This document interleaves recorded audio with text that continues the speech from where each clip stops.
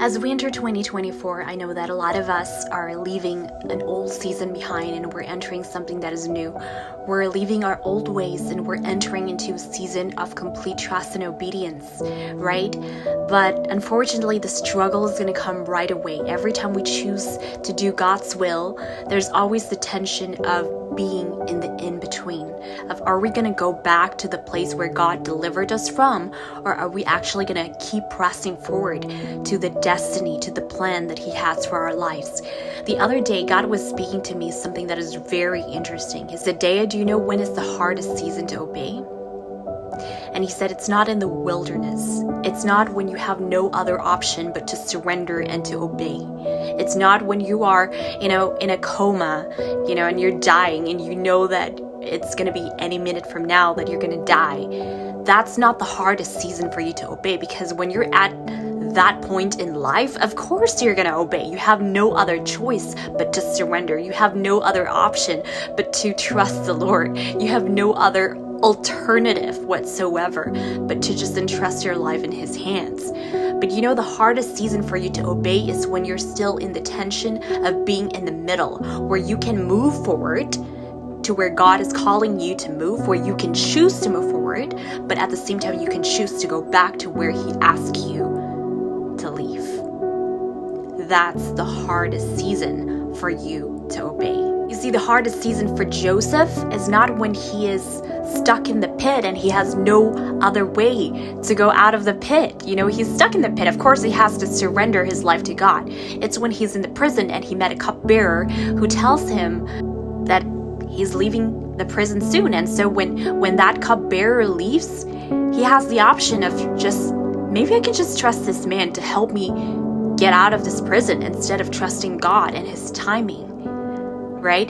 The hardest season for Abraham is not when he is left with no one else but Sarah. It's when Hagar's an option. So, you know what? Maybe this might be it. I can either trust that God is going to give me descendants through Sarah, or I can probably just do an alternative. I can use Hagar to be the person where, God's descendants are going to come from. You see, that's the hardest season for you to obey. It's not when you are left with no other option because you're in complete anguish and you're in suffering. It's actually when you're in the middle.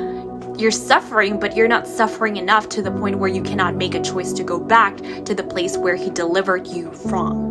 The hardest season for the Israelites is not even when they're enslaved by the Egyptians. It's when they left Egypt already and they're still entering the promised land, but they're not yet in the promised land. They're in the middle.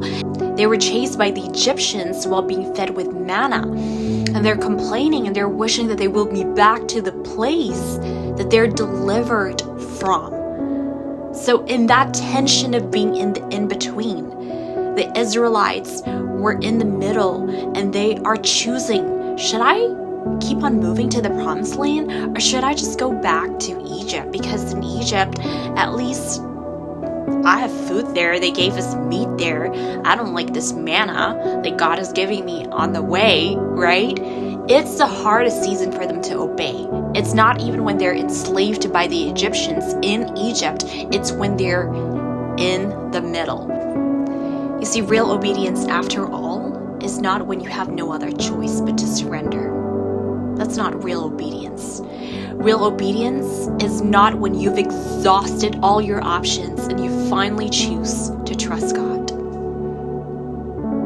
It's when you have valid reasons to not trust God. It's when you have valid reasons and excuses not to trust Him, when you have other options lingering as available,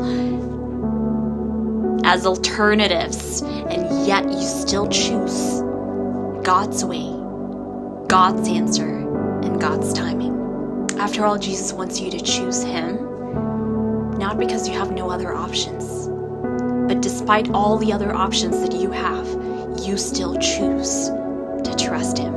You still choose to obey Him. You still choose to follow Him to the very end. You see, even in normal relationships, do you want to be in a relationship with someone because that person has no other option but to date you or to choose you? Of course not. You want someone that actually chooses you. And it's the same thing with God. Just because he loved you first and he chose you first doesn't mean that he doesn't want to be chosen by you first as the first and final choice in your life.